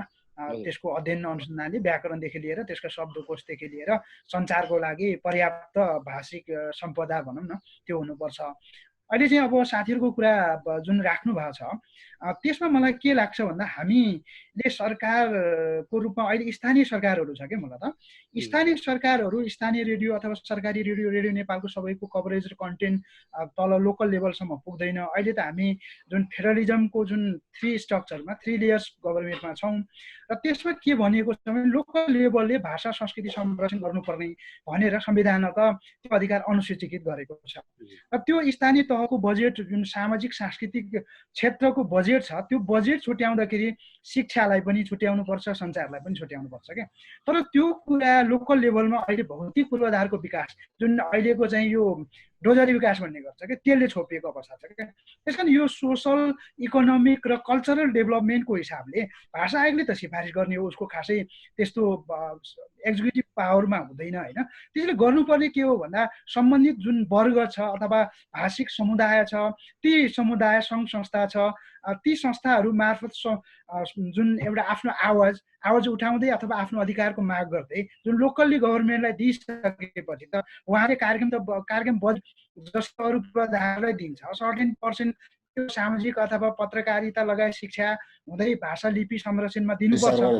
र त्यसको प्रयोग क्षेत्र भनेको चाहिँ सञ्चार पनि हो। त्यो अझ महत्त्वपूर्ण हो जसले त्यो भाषाको संरक्षणदेखि लिएर प्रयोगदेखि लिएर राज्यको जुन सेवा सुविधा छ सञ्चार माध्यमबाट सम्प्रेषित हुने गर्छ। त्यसैले त्यो अनुपातमा लगानी जसरी नेपाली भाषा लगायत अरूलाई अङ्ग्रेजीहरूलाई नेपालमा लगानी हुँदै आएको छ, विद्यालय स्तर कलेजहरूमा पठन पाठन हुँदै आएको छ, त्यो कुरा जसको समानुपातिक हिसाबले प्रोग्राम तलबाट सेटिङ गरेन भने हामी माथि ताकेर हुँदैन। हामी कन्क्रिट रूपमा अहिले जानुपर्ने के हो भन्दाखेरि लोकली गभर्मेन्ट जुन गइसकेपछि त्यसले नै त्यो लोकल्ली पत्रकारिता क्षेत्र, शिक्षा क्षेत्र अथवा कलेजकै कुरा गरौँ, पत्रकार साथीहरूलाई छात्रवृत्ति दिनु पर्यो अथवा सर्टेन जस्तो जीवनजीकै कुरा गर्दाखेरि जीवनजीको 5-7वटा त्यहाँ रेडियोहरू छ, 5-7वटामा एकजना तामाङ जो कर्मचारीको लागि त्यहाँ त थुप्रै जस्तो 5-7वटै स्थानीय निकायहरू छ, तिनीहरूले त्यो निकायहरूले सर्टेन रूपमा सञ्चार क्षेत्र त्यो भाषाको लागि सञ्चारसँग जोडेर कार्यक्रम त राख्न सक्छ, तर त्यसै राख्नेवाला छैन। किनकि हाम्रा जनप्रतिनिधिहरूलाई कसरी जाने भन्ने कुराहरू अहिले केन्द्रले सक्षमता विकास गरे पनि छैन। त्यसले गर्ने के हो भन्दा जीवनजी त पत्रकार महासङ्घको अध्यक्ष हुनुहुन्छ, अर्जुनजी हुनुहुन्छ, हाम्रो विनोदजी हुनुहुन्छ, सबै हुनुहुन्छ नि, उहाँहरूसँग हामी मातृभाषाको सवाल पनि त्यही गरिरहेको छौँ। भाषाले हामीले लोकल लेभललाई अनुरोध गरेर झ्याप समात्ने र उहाँहरूलाई भन्ने हामीले यति हाल्छौँ, तपाईँले हाल्ने किन हाल्ने, तपाईँहरूको जिम्मेवारी लेखेको छ, त्यसो त संघीयताको अर्थ के भयो त? संघीयता भनेको त तपाईँ सरकार प्रमुख हो, केन्द्र ताक्ने तपाईँले छुट्याउनु पर्यो, बजेट पनि छुट्याइराखेको पनि छ क्या। त्यसैले उहाँहरूले अब नजिकैको त्यो भेटिने स्थानीय सरकार 5-7वटा छ, 5-7वटाले चाहिँ जस्तो वर्षेनी 2-4 लाख 4-5 लाख गऱ्यो भने हुन्छ। त्यसले कर्मचारी फेरि अर्को सस्टेनेबलको कुरा छ क्या। हाम्रो त मातृभाषा शिक्षादेखि लिएर सञ्चारको जुन मातृभाषी रेडियोको कुरा छ, त्यहाँ हाम्रो कर्मचारी साथीहरू अथवा पत्रकार साथीहरूको त प्रोफेसनल्ली डेभलप पनि गर्नु पर्यो नि। उहाँहरूको करियर, उहाँहरूको जीवनको कुरा छ। 1-2 दिन भावनाले सम्वेगले चल्ला, सधैँ त्यो चल्दैन, भएको त त्यही हो। त्यसैले उहाँहरूलाई गाउँपालिकाले पत्रकारिता पढाउनको लागि छात्रवृत्ति पनि दिनुपर्छ कलेजमा। त्यो भयो पो सबैलाई लगानी हुन्छ। अहिले संस्कृतलाई युनिभर्सिटी खुलेको छ तपाईँको, इङ्ग्लिसको लागि देशभरि, नेपालीको लागि त्यत्रो लगानी भएको छ त, अरू भाषालाई राज्यले लगानी गर्नुपर्छ। त्यो लगानीको हिसाबले हेर्ने हो। अधिकारको अर्जुनजीले भने जस्तो अकुराको कार्यक्रम पोहोर मलाई निम्तो पनि आएको थियो, म त्यहाँ साथी जानु पर्यो, म अन्तै व्यस्त थिएँ। अत्यन्त राम्रो कार्यक्रम। यद्यपि हामी अहिले संस्थागति गर्नको लागि भनेको, अहिले मैले नजिकबाट देखेको हामीले भाषाको प्र्याक्टिसमा बुझेको कुरा के हो भन्दा लोकल लेभलको सरकार नै सम्पूर्ण अधिकार छ भाषाको। केन्द्रले अब हेर्ने सम्भावना पनि छैन, भेट्ने पनि छैन, उसको दायित्व पनि होइन, खालि उसले नियम बनाउला। जस्तो अहिले चाहिँ लोक कल्याणकारी विज्ञापन सबै विद्यालय दिने भने त्यो राम्रो आयो नि, त्यो दिने त माथिले दिने होइन, फेरि त्यो दिने त लोकल गभर्मेन्टले दिनु पर्यो नि। त्यसकारण लोकल गभर्मेन्ट जो हामीले भेट्छौँ, हाम्रै समुदायको त्यो अहिले स्वायत्त क्षेत्र भनेकै त्यही लोकल गभर्मेन्ट हो। हाम्रो संविधानले त्यो बनाउनुपर्छ भन्ने छैन। लोकलमा गइसकेपछि त्यसले अझ क्युमा गर्ने होला। अहिले कुमारजीले सोध्नुभएको प्रश्नमा अहिले सुरुमा चाहिँ जस्तो पालिका भरिमा सबैभन्दा मेजोरिटी भाषाबाट सुरु गरेर गरौँ न। मानव दोलखामा तामाङ होला, ओखलढुङ्गामा राईको होला, उता धनकुटामा त्यस्तै कुनै 8 परिवार राई हुनसक्छ नि होइन। कुनै भाषादेखि सुरु गरौँ, तर स्पेस त ओडामा गएर शिक्षामा प्रयोग गर्न सकेला। अथवा कानुनमा अर्को एउटा उदाहरण भन्यो भने हाम्रो अदालत सरकारी कार्यालयमा ट्रान्सलेटर राख्नुपर्ने भएको छ अहिले। यो त पत्र मिडियाबाट उठाउनु पर्ने हो नि त। जस्तो अदालतमा आउँछ सिडिओ कार्यक्रम, त्यहाँ त सबै भाषा नेपाली जान्ने र अङ्ग्रेजी जान्ने त हुँदैन। त्यहाँ आउने कुनै पनि थामेका बच्चालाई थामेमा बोलिदिने व्यवस्था गर्नुपर्ने भएको छ। त्यो हिसाबले चाहिँ हामीले लोकल्ली नै त्यसलाई जस्तो काभ्रेकै सवालमा तपाईँ 13वटा चाहिँ गाउँपालिका छ, 13ले 2 लाखको दरले बजेट छुट्याए त ठुलो कुरा होइन उसको लागि, त्यो त सानो कुरा भयो। त्यो 26 लाख हुन्छ, 2-3टा चाहिँ कार्यक्रम चलाउन सकिन्छ। त्यसैले हामी लोकल्ली जाउँ। सेन्ट्रलले चाहिँ हामी भाषा आयोगबाट सेन्ट्रल गभर्मेन्टमा एउटा अर्को उपाय के छ भन्दा नगरपालिका महासङ्घ र यो ऊ छ नि तपाईँको गाउँपालिका सङ्घ छ, महासङ्घ छ, उहाँहरूले पनि आफ्नो प्रत्येक ठाउँमा यो गर्ने भनेर, जस्तो पत्रकार महासङ्घका साथीहरू हुनुहुन्छ, केन्द्रीय अकुराबदेखि लिएर जनजाति के अरे यो मातृभाषा सङ्घका पनि सञ्जालका साथीहरू हुनुहुन्छ। यो कोअर्डिनेसन गरेर यस्तो गर्नुपर्ने, केन्द्रीय सम्झौता गरेर 2 लाइन लेखिदिएर तल पुग्यो भने फटाफट कार्यक्रम र बजेट छुट्टिन्छ। व्यवहार त त्यसैले हामी त यहाँ कस्तो भएको छ नि त कस्तुरी जस्तो भएको छ, कता नभेटिएको, नजिकै सरकार छ, भेट्नुपर्छ, गर्नुपर्छ, हामी आफै घट्नुपर्छ। म त्यही कुरा गरेँ। भाषा अहिले के प्रयास त्यो गरेको छ, तपाईँलाई 15-20वटामा सम्झौता भएको छ, म त्यही अनुरोध गरेँ। हस्, धन्यवाद। म अर्जुनजीका जाउँ। अर्जुनजी, हाम्रो डाक्टर लोप्चनले भनेको कुराहरू स्थानीय तहसँग सहकार्य गर्न कतिको सम्भव छ, अहिले सम्भावना के छ अहिले यस्तो सन्दर्भमा? अब हामीले सर अघि हाम्रो लोप्चन सरले भन्नुभएको जस्तो नगरपालिका सङ्घ र गाउँपालिका सङ्घका प्रयास गरिकन लोकल रिसोर्सेसहरूलाई आदिवासी जनजातिको सन्दर्भमा, सीमान्तकृत समुदायको सन्दर्भमा, लोकल समुदायहरूको सन्दर्भमा उनीहरूका भाषा संस्कृतिलाई सतहमा ल्याउने गरी के कस्ता कार्यक्रमहरू, के कस्ता योजनाहरू, त्यसका निम्ति बजेट कसरी व्यवस्थापन गर्न सकिन्छ भन्ने सन्दर्भमा हामीले एक चरण छलफल गरेका छौँ। उहाँहरू पनि अब भेटघाटको सन्दर्भमा, कुराकानीको सन्दर्भमा नकारात्मक देखिनुहुन्न। तर समस्या कहाँनिर छ भन्दाखेरि चाहिँ कुमार सर, हामी जो सरकारमा छौँ अहिले, सरकारमा जो साथीहरू हुनुहुन्छ अथवा उहाँहरूमा अलिकति के छ भन्दाखेरि विकास भनेको चाहिँ बाटो बनाउनु मात्रै हो, ठुला भवन बनाउनु मात्रै हो। विकास भनेका चाहिँ भनौँ न यस्तो खालको अलिकति विकासको साँचो अर्थमा परिभाषा बुझ्ने कुरा, विकासको स्पिरिट बुझ्ने कुरामै अलिकति काहीँ न काहीँ ल्याकिङ छ। अब त्यो व्यक्ति विशेषले कुनै एउटा व्यक्तिलाई हामी नभनौँ, आम रूपमा त्यस्तो देखिन्छ। तर त्यहाँभित्रबाट पनि विकास भनेको चाहिँ यो है, मान्छेको चेतनामा छिर्ने कुरा, सुसुप्त रहेको चेतनाहरूलाई सतहमा ल्याउने कुरा, बोल्न सक्ने बनाउने कुरा, आफ्ना कुराहरू राख्न सक्ने कुरा, बनाउन सक्ने कुरा पनि विकास हो भन्ने कुरामा चाहिँ केही मानिसहरू लाग्नु भएको छ। अर्को कुरा जीवनजी अलिक थप थप न, अब हामीले सहकार्य कसरी जानुपर्छ ल, कसरी अगाडि बढ्नु पर्ला, यो सन्दर्भमा अलिकति राख्नु न। एक त मलाई लाग्छ यहाँका स्थानीय सरकारहरूलाई पहिलो प्राथमिकता दिनु पर्यो। उहाँहरूसँग चाहिँ हामीले सहकार्य गर्न सक्यौँ भने पक्कै पनि एउटा उपाय निस्किन्छ। अर्को कुरा चाहिँ हाम्रो विभिन्न नेटवर्कहरू छन्, जस्तो अब सामुदायिक रेडियो प्रसारक सङ्घ पनि एकतिर छन्, अर्को आदिवासी जनजातिहरूको नि रेडियो सामुदायिक रेडियो प्रसारक सङ्घ के अरे प्रसारकको चाहिँ आफ्नै नेटवर्क छ भनेपछि उहाँहरूबाट पनि एक खालका नीति कार्यक्रमहरू चाहिँ तय गरिसकेपछि चाहिँ नेटवर्किङको हिसाबले अब सबै रेडियोहरू सबै जिल्लाका चाहिँ रेडियो सामुदायिक रेडियोहरूले कार्यक्रम उत्पादन गर्न नसके तापनि एउटा जिल्लाका एउटा सामुदायिक रेडियोले उत्पादन गरेका चाहिँ म्याटरहरू अर्को जिल्लाका अरू रेडियोहरूले पनि यदि प्रसारण गर्ने हो भने यसको भाषाको एउटा संरक्षण पनि हुन्छ। अर्को चाहिँ रेडियोलाई चाहिने म्याटरहरू पनि पुरा हुन्छ भन्ने लाग्छ। र अर्को कुरा चाहिँ मेन त हामीले अहिलेको पुस्ताहरूलाई चाहिँ भाषा नै मुख्य रूपमा दिनुपर्छ जस्तो लाग्छ। अब कसैले भाषै आउँदैन, आफ्नो भाषा नै बोल्न आउँदैनन् भने त अब कार्यक्रम मात्र उत्पादन गरेर पनि भएन।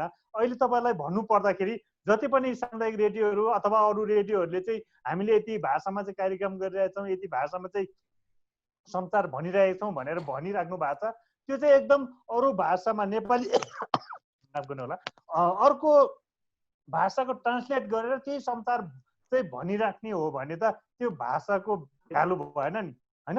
एउटा कुरा त्यो। अर्को कुरा चाहिँ अहिले देखावटी रूपमा चाहिँ भाषाभाषी अथवा जातिलाई प्रयोग गरिरहेका छन् जस्तो लाग्छ मलाई। त्यो चाहिँ कतिपय एनजिओ आइएनजिओले पनि हाम्रो चाहिँ संस्थामा यतिजना चाहिँ आदिवासी जनजातिहरू छन् भनेर चाहिँ हिजोको दिनमा चाहिँ देखाएर चाहिँ डोनर ल्याएको जस्तै अहिले कतिपय सामुदायिक रेडियोहरू कतिपय अरू रेडियोहरूले पनि हाम्रो रेडियोमा चाहिँ यतिजना चाहिँ आदिवासी जनजातिहरू रहेका छन् भनेर उहाँहरूले आफ्नो के अरे आदिवासी जनजातिहरूको सङ्ख्या देखाउने अनि विभिन्न निकायहरूबाट चाहिँ सहयोग लिने काम गरिरहेछन्। त्यसकारण त्यस्तो ढङ्गको हुँदैन भन्ने एउटा कुरा। अर्को कुरा चाहिँ जति पनि रेडियोहरूले चाहिँ प्रयोग गरिरहेछन् अहिले 15 मिनट 20 मिनट समाचार अनि हप्तामा एउटा कार्यक्रमको लागि चाहिँ जसरी प्रयोग गरिरहेछन् त्यो पनि गलत हो भन्ने म ठान्दछु। उहाँहरूलाई यदि हामीले फुल टाइमरको रूपमा प्रयोग गर्न सकेको खण्डमा मात्रै उहाँहरू चाहिँ कर्मचारी पनि नियमित रूपमा रहने भयो र उहाँहरूको एउटा आय स्रोत पनि हुने भयो र अर्को कुरा चाहिँ उहाँहरूले अलिकति मेहनत पनि गर्ने भयो। मैले चाहिँ यति दिनको चाहिँ 7 घन्टा 8 घन्टा चाहिँ मैले रेडियोमा दिइरहेको छु, त्यस कारणले मैले चाहिँ केही गर्नुपर्छ है, केही सिक्नुपर्छ है भन्ने खालको चाहिँ उहाँहरूले पनि गर्नु पर्यो। र अर्को चाहिँ हाम्रो डाक्टर लोकचन्द्र सरले भन्नुभएको जस्तो अब अलिकति जिल्ला तहमा पनि मिडियालाई चाहिँ अलिकति भाषाभाषीको रूपमा चाहिँ तालिम गोष्ठी उहाँहरूले चाहिँ अवेरनेस खालको चाहिँ कार्यक्रमहरू राख्ने हो भने पक्कै पनि के रहेछ त मेरो भाषा के रहेछ त मैले सिक्नुपर्ने रहेछ भनेर चाहिँ उहाँहरू चाहिँ अलिकति तम्सिने सकिने अलिकति सचेत हुने अवसर पाउँथ्यो। यसरी चाहिँ हामीले चाहिँ भाषाहरूको चाहिँ संरक्षण पनि हुने भयो र रेडियोहरूले पनि आफ्ना नियमित रूपमा चाहिँ भाषाभाषी कार्यक्रम भाषाभाषीका चाहिँ समाचारहरू चाहिँ नियमित रूपमा प्रसारण गर्न सक्ने एउटा अवसर पनि मिल्छ जस्तो लाग्छ मलाई। हुन्छ, धन्यवाद छ। म अब बिनुजी कहाँ छोटोमा अनि त्यसपछि आर्के दाइका गएर अनि अन्तिम क्लोजिङतिर जान चाहन्छु। बिनुजी, तपाईँले अब हाम्रो कन्टेन्टको कुरा पनि अघि हाम्रो जीवनजीले उठाउनु भयो, कन्टेन्ट पनि त हाम्रो लोकल कन्टेन्ट भनेपछि लोकल परिवेशमा आदिवासीय परिवेशमा दिनु पर्यो। भाषाको कार्यक्रम मात्रै भएन, भाषाको कार्यक्रममा पनि हामीले चाहिँ त्यो समुदायको लागि सूचित हुने खालको दिनु पर्यो। त्यस्तो खालको सम्भावना कतिको छ होला? विशेष गरिकन अलिकति नेटले साथ नदिएको कारणले मैले राम्रोसँग कुराकानी राख्न पाएको छैन आज। यसै सन्दर्भमा अहिले यो विशेष गरेर यो कोरोना संक्रमणकै समयको अवधिमा विशेष आदिवासी सामुदायिक रेडियो सञ्जालले 17-18वटा भाषामा जिङ्गलहरू बनाएर विभिन्न रेडियोलाई पनि प्रदान गरिरहेको कुरा पनि यहाँलाई जानकारी गराउँदछु। अब मैले अघि नै पनि भने जस्तो कार्यक्रम लागि भाषाकै समस्यामा त्यस कारणले गर्दाखेरि मैले चाहिँ हाम्रो रेडियोबाट हामी के गर्छौँ भने कहिले अरू कार्यक्रम नै यदि लाइभ कार्यक्रम चलाइरहेका छौँ भने प्रत्यक्ष प्रसारण चलाइरहेका छौँ भने म राई भएको कारणले गर्दाखेरि कोही राई भाषा राई व्यक्तिले चाहिँ फोन गर्नुहुन्छ भने म उहाँसँग चाहिँ आफ्नो भाषामा कुराकानी गर्ने गर्छु। त्यसो हुँदाखेरि पनि अलिकति हामी त्यसरी सुरुवात गऱ्यौँ भने पनि मान्छेलाई अलिकति आफ्नो भाषाप्रति चाहिँ चासो रहेको मैले पाएको छु। जस्तो हामीले जिङ्गलहरू नै प्रसारण गर्दाखेरि पनि धेरैजनाले प्रतिक्रिया भएको कुराहरू छन्। त्यसकारण हामी एकैचोटि धेरै ठुलै कुरा नभए पनि हामीले सुरुवात गर्नको निम्ति चाहिँ जस्तो अघि मैले भने जस्तै यदि हामीले चाहिँ अरू नै कार्यक्रम चलाइरहेका छौँ भने अब म राई भएको कारणले राईले फोन गर्यो भने म राई भाषामा कुरा गर्न सक्ने भएँ। त्यसरी नै यदि तामाङ जातिले चाहिँ कार्यक्रम सञ्चालक हुनुहुन्छ र उहाँले कार्यक्रम चलाउँदै हुनुहुन्छ भने आफ्नो भाषालाई बिस्तारै सुरुवात गर्न सक्नुहुन्छ। जस्तै हामीले पुरै कार्यक्रम गर्न नसके पनि जिङ्गल चाहिँ अझै विशेष गरेर कार्यक्रमहरूमा जिङ्गल चाहिँ एकदमै प्रभावकारी देखिएको छ। त्यसकारणले त्यो जिङ्गलहरूलाई पनि प्रयास गऱ्यौँ भने त्यसरी हामीले आफ्नो भाषाहरूलाई संरक्षण गर्न सक्छौँ र विभिन्न जातिहरूले आफ्नो भाषा चासो राख्नेछन् अनि यो जगेर्ना गर्नको निम्ति उजागर हुनेछन् भन्ने लाग्छ मेरो आफ्नो विचारमा चाहिँ। त्यसकारणले गर्दाखेरि हामीले कार्यक्रम चलाउने व्यक्ति पाएनौँ अथवा चलाउनको निम्ति हामीले समस्या छ चुनौती छ भन्दै पनि यस्तो सानोतिनो कुराहरूमा ध्यान दिन सक्यौँ भने चाहिँ हामीले आफ्नो भाषाहरूलाई जगेर्ना गर्नको निम्ति र भोलिको दिनमा ती अरू ठुल्ठुला कार्यक्रमहरू चलाउनको निम्ति पनि बिस्तारै यसले चाहिँ सुरु हुनेछ। हजुर, हामीले कन्टेन्टको पनि हामीले ध्यान दिनुपर्छ। हामीले दिने सूचना पनि त महत्त्वपूर्ण हुन्छ होला। ती सूचनाहरू चाहिँ जस्तो मातृभाषामै कार्यक्रम भयो भने पनि के सूचना दिने भन्ने कुरा पनि त राष्ट्रिय प्रसारणकै कपी त होइन होला भन्ने अघि जीवनजीले चाहिँ कुरा उठाउनु भएको थियो। हाम्रो छुट्टै कन्टेन्ट हुन्छ कि हुँदैन त्यो विषय हो। भने कन्टेन्ट छुट्टै त नहोला है, यसमा 100% नहोला नै भन्न त सकिन्न। एउटै समाज हो, समाजका विभिन्न अङ्ग हुन्। हुनसक्छ प्रस्तुतिकरण फरक हुन सक्ला र जहाँसम्म प्रस्तुतिकरण यो अर्थमा विनुजीले भने जस्तै हामीले आत्मीयता चाहिँ आफ्नो भाषाबाट भन्दाखेरि जति आफ्नोपन हुन्छ नि त्यो अन्य दोस्रो भाषाबाट भनेको सुन्दाखेरि त्यति आत्मीयता नहुन सक्छ। जस्तै फोन इनको कुरा गर्नुभयो विनुजीले, डेफिनेटली फोनमा आउने मान्छेलाई हामीले उहाँको भाषामा कुरा गर्न सक्यो भने त्यो जुन किसिमको सेन्टिमेन्टल क्यास गर्न सक्छौँ अन्य भाषाबाट सक्दैनौँ। र कन्टेन्टमा को कुरा गर्दै गर्दाखेरि मलाई यहाँ कन्टेन्टभन्दा बाहिर गएर जीवनजीको केही कुराहरूमा मलाई एड्रेस गर्न मन लाग्यो। यो आदिवासी जनजातिलाई गहनाको रूपमा लियो है सरकार राज्यले। हामी गहना होइन, जुन गहना चाहिँ खालि खुसियालीमा चाडपर्वमा लगाएर देखावटीको सामान होइन हामी। र हामी पनि त्यो हिसाबले प्रयोग भएन। हाम्रो भाषा होस्, हाम्रो कला होस्, हाम्रो संस्कृति होस्, हाम्रो कन्टेन्ट होस्, हाम्रो स्थान होस्, कसैको स्वार्थको लागि हामीले चाहिँ प्रयोग हुँदै आएको अवस्था हो। त्यो भएर भाषालाई सुरुमै भने जस्तै मैले भने तपाईँलाई यो गहना होइन, यो नुनको रूपमा हामीले आफूलाई प्रस्तुत गर्न सिकौँ।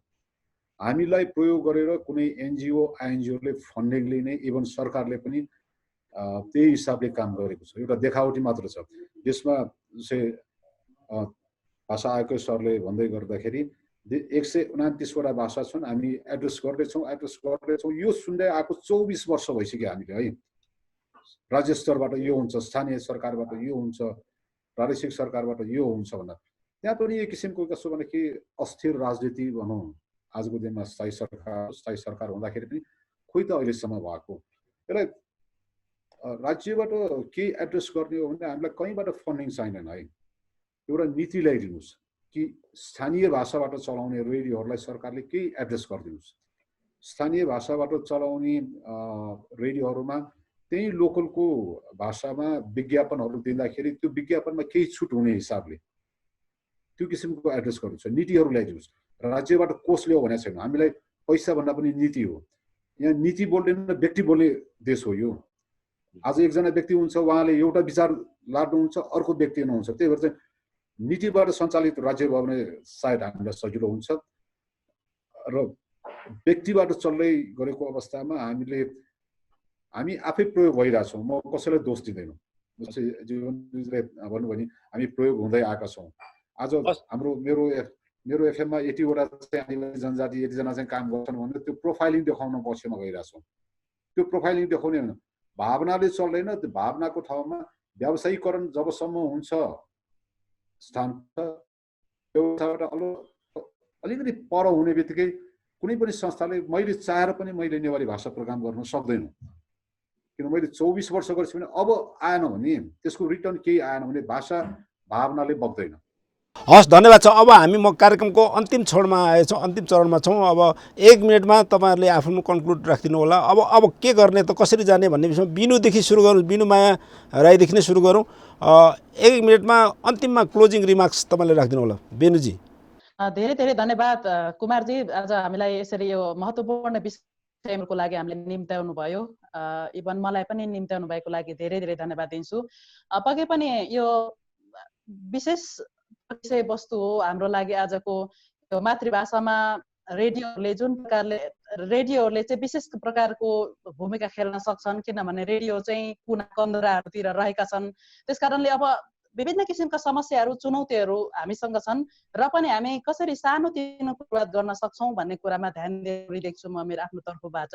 त्यसकारण हामीले के गर्न सक्छौँ, के कुराको जरुरी छ। समस्या र चुनौतीहरूलाई हेर्ने हो भने हामी केही पनि गर्न सक्दैनौँ, अगाडि बढ्न सक्दैनौँ, सुरुवातै गर्न सक्दैनौँ। तर सानो सानो कुरालाई सानो रूपमा हेरेर अघि बढ्ने हो भने पनि हामीले गर्न सक्छौँ र पक्कै हाम्रो भाषालाई, हाम्रो संस्कृतिलाई जगेर्ना गर्नको निम्ति पनि यो जरुरी छ। र यदि हामी जस्तो रेडियोहरूले अथवा हामी जस्तो मिडियाकर्मीहरूले यो नगर्ने, संरक्षण नगर्ने हो भने अहिले नै हाम्रो हो भने हामीलाई यो कुरा नगर्ने हो भने यो कुराहरू झन् हराएर जानेछन्। कारणले पनि हामी सम्भावना के छन् भन्ने कुरालाई खोजे हामी अगाडि बढ्न सक्छौँ भने हामीले हाम्रो आफ्नो भाषा, आफ्नो संस्कृतिलाई जुन मातृभाषा गर्ने जुन जमर्को गरेका छौँ, हामी जस्ता मिडियाहरूले जस्तो यो इन्डिजिनियस टेलिभिजन जसले जनसवालले आज यो विषयवस्तुलाई उठाएन, त्यसरी नै हामीले उठान गर्यो भने पक्कै पनि हामी एक दिन सफल हुनेछौँ भन्ने लाग्छ। मलाई 3वटा निकायको चाहिँ महत्त्वपूर्ण भूमिका हुन्छ जस्तो लाग्छ। विशेष गरेर स्थानीय तहले चाहिँ बजेटको व्यवस्था गर्न सक्नु पर्यो। अर्को चाहिँ सामुदायिक रेडियो प्रसारक सङ्घ प्रदेश छ, केन्द्र छ, उहाँहरूले चाहिँ सबै प्रदेशमा सबै देशभर नै प्रसारणको लागि चाहिँ उहाँहरूले एउटा नेटवर्क बनाउनु पर्यो र भाषा आयोगले चाहिँ सबै जात जातीयहरू, सबै भाषाभाषीहरूको चाहिँ स्पष्ट रूपमा चाहिँ उहाँहरूले चाहिँ भाषाभाषीको तालिम, गोष्ठी र अवेरनेस खालका चाहिँ कार्यक्रमहरू ल्याउन सक्यो भने पक्कै पनि सामुदायिक रेडियोहरूले आफ्ना भाषाभाषीको कार्यक्रम, समाचार बजाउनको लागि चाहिँ तयार छ। हामीले हाम्रो तर्फबाट मात्रै होइन, हामी जो सम्बद्ध समुदाय भाषी छौँ उहाँहरू मात्रै होइन, शासकीय भूमिकामा रहेका मानिसहरूमा जबसम्म भाषा, संस्कृति, समुदाय यो राष्ट्रका गहना हुन्, सम्पत्ति हुन्, तिनको विकास गर्न पर्दछ र यिनीहरूको विकासबाट मात्रै देशलाई फेरि थप समृद्धि बनाउन मद्दत पुग्दछ भन्ने कुराको दिमागमा जब हृदयङ्गम गर्ने एउटा चाहिँ नि के अरे चेतना भनौँ न, त्यो बुझाइको तहमा पुग्दैन, हामीले हाम्रो तहबाट जति भूमिका खेले पनि साँचो अर्थमा विकास हुन सक्दैन। तर हामीले हाम्रो भूमिकाबाट यसलाई टिकाइरहनको निम्ति र सानो प्रयास भने चाहिँ हामीले गरि नै रहनु पर्दछ, गरि नै रहेका छौँ र गर्दछौँ। त्यो हाम्रो दायित्वको कुरा हो। र मेन कुरा चाहिँ म तपाईँहरूलाई भनौँ, सामुदायिक रेडियो प्रसारक सङ्घले आफ्नो ढङ्गबाट योजना बनाउला। अरू सम्बद्ध क्षेत्रहरू जस्तो बिनुजीहरूको जुन हाम्रो रेडियो नेटवर्क छ, अरू थुप्रै सङ्घ संस्थाहरू छन्, उहाँहरूले पनि भाषाको संरक्षणको निम्ति, विकासको निम्ति, यसका प्रवर्धनको निम्ति आफ्नो भूमिका त खेल्नु होला। तर एकमुष्ट रूपमा हामी सबै जो सरोकारवालाहरू छौँ उनीहरूले राज्यमा शासकीय भूमिकामा खेल्नेहरू, शासकीय भूमिका खेलिरहेकाहरूलाई चाहिँ हामीले यस बारेमा बुझाउन सक्यौँ र राज्यको तर्फबाट नीति, पहल कदमी, कार्यक्रम, योजना, बजेट नआइन्जेलसम्म हामीले चाहिँ नि के अरे सोचे जस्तो चाहिँ परिणाम प्राप्त हुँदैन। हामी सबैले त्योतर्फ भूमिका निर्वाह गर्नुपर्दछ। आरके श्रेष्ठ जो के थप छ, हामीले आफूलाई जानु, आफ्नो परिचय आफैभित्र खोज्छौँ है, हामी के हौँ भन्ने कुरा। हामी आदिवासी जनजातिहरू स्वत फरक छौँ भने त्यो फरकपन आजको समाजले खोजेको अवस्था हो। आफ्नो महत्त्व हामीले दर्शाउन सक्यो भने, जस्तै मान्छेको आफ्नै विचार होला, राज्यले यो गर्नुपर्छ, स्थानीय सरकारले यो गर्नुपर्छ, त्यो भन्दा तपाईँ हामी बिचमा कुरा गर्दाखेरि आफ्नो भाषालाई प्रयोग गरौँ। भाषाको विकास त्यहाँबाट हुन्छ, भाषाको आवश्यकता त्यहाँ हुन्छ। जब मेरो समाजमा गएर मैले नेवारी भाषा, म नेवार हुँ, मैले नेवारी भाषा बाहेक अरू बोलेन मेरो दुःख छ भने त्यो समाजले मसँग काम लिनलाई, मसँग कुरा गर्नलाई मेरो भाषा नसिकिकन हुँदैन। भाषाको महत्त्व, आवश्यकता यसमा चाहिँ हामी अलिकति ध्यान दिन सक्यौँ भने भोलि यो एफएममा, यो टेलिभिजनमा, यो पत्र पत्रिकामा, यो सञ्चार माध्यममा मेरो भाषाको कार्यक्रम खोइ भन्ने खोज्न सक्ने त्यो वातावरणको सृजना गर्नको लागि नै राज्यबाट के गरिरहेछ छोडिदिउँ। हामीबाट त्यो भूमिका निर्वाह गर्न सक्यौँ भने राज्य बाध्य भएर पनि त्यहाँ आउनुपर्छ भन्ने कुरामा विश्वास राख्छु म।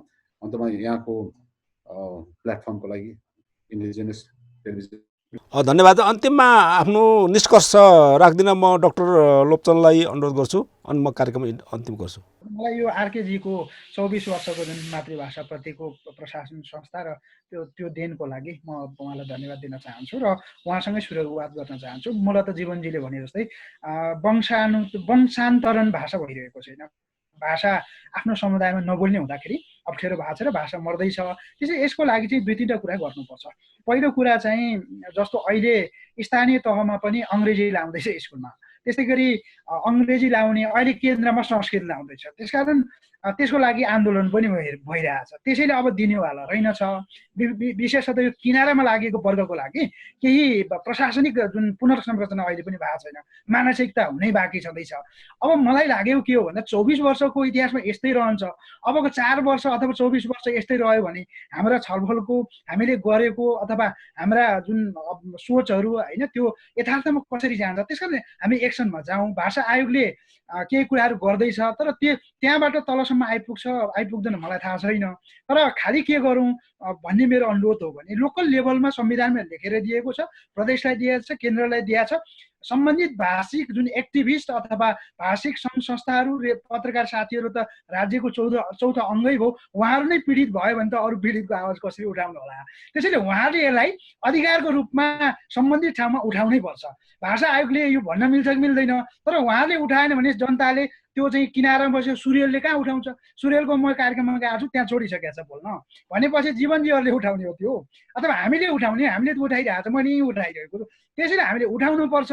संविधानको त्यो धारामा लेखेको संरक्षणको लागि हामी एकीकृत रूपमा जाउँ। भाषा आयोगको तर्फबाट यहाँहरूसँग म सल्लाह गरौँला, पछि हामी पत्रकार साथीहरूलाई यहाँहरूसँगै बसौँला, के गरौँ भन्नु होला। अब शिक्षा पनि जोडौँ प्रयोगको लागि, अनि अर्को चाहिँ सरकारी कामकाज पनि जोडौँ, अनि त्यसको रीतिरिवाज कन्टेन्ट फरक हुन्छ नै, किन इन्डिजिनियस नलेज त छुट्टै हुन्छ होइन धेरै हदसम्म। अब राष्ट्रिय समाचारहरू फ्लो गर्ने बेलामा एउटै कुरा होला, तर इन्डिजिनियस नलेज भनेको त फरक हो नि, त्यसको अस्तित्व नै फरक छ। त्यसैले हामी जानुपर्छ होला। तर हाम्रो यो चाहिँ व्यक्तिगत प्रयासले अब संस्थाकरण गर्नुपर्छ। भाषा आयोगदेखि यहाँहरूसँगै बसेर स्थानीय तहसँग हामीले जोड्यौँला। साह्रै खुसी लाग्यो, धेरै सिक्ने अवसर पायो। कुमारजीलाई, इन्डिजिनियस टेलिभिजनले साथीहरूलाई म धेरै धन्यवाद दिन चाहन्छु। आदरणीय दर्शकबिन, आज हामीले रेडियो प्रसारणमा मातृभाषाको प्रयोग, चुनौती र अभ्यासका सन्दर्भमा हामी छलफल गऱ्यौँ। आजको छलफलमा हुनुहुन्थ्यो भाषा आयोगका उपसचिव डाक्टर लोकबहादुर लोप्चन, यसै गरिकन हामीसँग हुनुहुन्थ्यो रेडियो ब्रोडकास्टर फोरम रेडियो प्रसारक मञ्चका अध्यक्ष आरके श्रेष्ठ, यसै गरिकन सामुदायिक रेडियो प्रसारक सङ्घ अकुराबका आदिवासी विभागका उपाध्यक्ष अर्जुन राई, यसै गरी इन्डिजिनियस कम्युनिटी रेडियो नेटवर्ककी उपाध्यक्ष बिनु माया राई, यसै गरी दोलखा स्थित कालिचोक रेडियोका स्टेसन म्यानेजर जीवन लामा। हामीले हाम्रो यो अन्तर्क्रिया कार्यक्रममा, यो हाम्रो कार्यक्रममा यहाँहरूले भेला भएर एकदम सञ्जाल मार्फत जोडिएर महत्त्वपूर्ण विचार हाम्रो दर्शकहरूलाई राखिदिनु भएकोमा रेडियो इन्डिजिनियस टेलिभिजन र मेरो व्यक्तिगत तर्फबाट धन्यवाद दिएर कार्यक्रमबाट म छुटिन चाहन्छु। अर्को दिन अर्थात् भोलि अर्को विषय र अर्को अतिथिका साथ हामी फेरि आउने छौँ। अहिलेको लागि भने सम्पूर्ण युनिट सहित म कुमार यात्रु पनि बिदा चाहन्छु। नमस्कार।